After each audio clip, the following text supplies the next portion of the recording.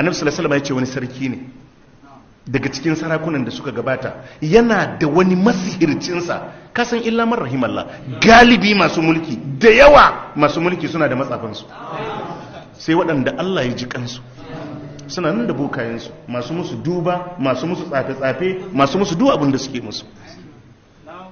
Annabi ya ce shi ma yana da masihircinsa, lokacin da girma ya kama wannan masihircin sai ya gaya ma shi mai sarautan, ya ce mishi ranka ya daɗe a nemi wani yaro mai basira mai fahimta a turo shi in fara koya mishi harkan nan na tsafi-tsafi, saboda in na mutu kar ya zama an rasa wadda zai ci gaba da wannan aiki. Shikenan aka nemi yaro mai basira aka tantance aka tura mishi. A hanyar da yaron yake tafiya koyan sihirin to sai aka yi dace akwai wani mai ibada wadda yake tare da addini, yaron sai yakan tsaya a gunsa sai ya ɗan ji kalmominsa da bayanansa sai ya wuce. Ƙarshe sai ya zama duk lokacin da zai tafi ko in zai dawo sai ya tsaya. Annabi ya ce har ta kaima in ya tafi a makare wajen bokan sai ya buge shi, in zai dawo ne ya tsaya ya je gida a makare sai a buge shi, sai wannan malami sai ya ce mishi in bokan ne ka makara abunsa ka ce mishi ka tsaya aiki a gida ne, in a gida ne ka makara ka ce wannan bokan ne ya baka aiki. A haka ya yi ta ɗiban ilimi da tauhidi.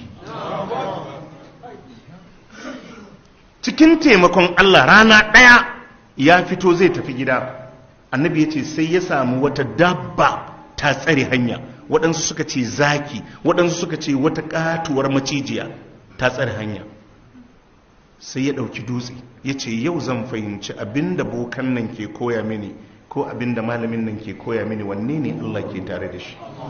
Sai ya ce ya Allah, idan al'amarin malamin nan shi ne mafi soyuwa abinka Allah, in na jefi dabban nan Allah ka kashe ta. Allah, in abinda wannan malami yake koyar da ni shine mafi soyuwa a gunka sama da abinda bokan nan ke koya mu, Allah, in na jefi dabban nan da wannan dutse Allah ka kashe ta. Kaga kenan in ba shi bane to ya batta da ranta. Yana jifanta sai ta faɗi ta mutu. Gaskiya ta bayyana ko? Mutane sai suka yi mamaki, wane sai aka fara zuwa gunsa. Duk wanda ya zo sai ya ce mishi ka yi imani da Allah, ya mishi bayani akan tauhidi, ya mishi bayani akan imani. In ya roki Allah sai matsalar mutum sai ta gushe. Makafi suka zo ya musu addu'a su warke, masu barsu su zo ya musu addu'a su warke, masu cututtuka su zo ya musu, kowa zai ce mishi Allah ke warkaswa. Annabi ya ce sai wani bafajin sarki, kasan in addini na tafiya haka yake yi, har ya shiga gidanka baka sani ba. Wani bafajin sarki sai ya ji labari, shi ma sai ya zo makaho ne, ya ce mishi ni ma na zo ga abin da na zo maka da shi na dukiya, ka buɗe min ido. Na ya ce ai ba ni buɗe idon kowa, ni Allah nake roƙo ya buɗe idon mutum. In ka yi imani in maka addu'a, yi imani aka mishi addu'a, ido sai ya buɗe. Annabi ya ce sai ya tafi fada ya je zauna a inda yake zama. Sarki na zuwa ya suka haɗa ido. Wani ya ce ya aka yi? Ya ce wallahi Allah ya buɗe min ido na. Allah ya ce iya. Akwai wani Allah bayan ni? Ya ce akwai Allah, ubangiji na ubangijinka. To idan shekara nawa yana zaune da kai baka buɗe min ido, ka ce kai ne Allah?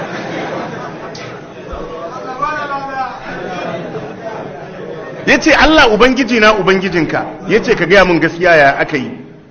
To lokacin da yaron ya koma ya gaya wa malamin, ya ce ayya ɗana, ya ce ka kira ruwa, ya ce jarrabawa za ta zo, ya ce amma ka yi haƙuri, amma ni dai karka nuna ni. Aka ma bafajen nan duka a fada sai da ya nuna yaro, aka zo da yaron aka dinga azabtar da shi sai da ya nuna malamin, aka je aka ɗauko shi. Ka ce to kai dama ba an tura ka koyi sihiri ba, da ka gaya mana abun ne ya ci gaba. Ya ce wallahi babu wani sihiri, ai sihiri kafirci. Ubangiji ya musu bayani akan tauhidi, aka kama malamin da zarto aka kashe, aka yanka shi, aka bara shi, aka kama bafajan. Duk wanda aka mai maganin yayi imani aka yi ta kashe su. Ƙarshe ya haɗa fadawansa da yaron, ya ce shi ma su je su kashe shi. Aka ɗauke shi aka tafi da shi kan dutse, Allah ya halakar da su akan dutsen ta hanyar girgiza. Yaron ya dawo, aka ɗauke shi aka tafi da shi ruwa, a je a nutsa shi, kwale-kwalen ta kife ya dawo, duk hanyar da za a bi a kashe shi gagara. Ya ce mishi ranka ya dade, idan fa kana so ka kashe ni, abu ɗaya da ka yi shi ne ka tara duk mutanen gari. Kun ji tara mutanen gari ko? Ba abinda Fir'auna ya ba kenan? Ya ce ka tara mutanen gari.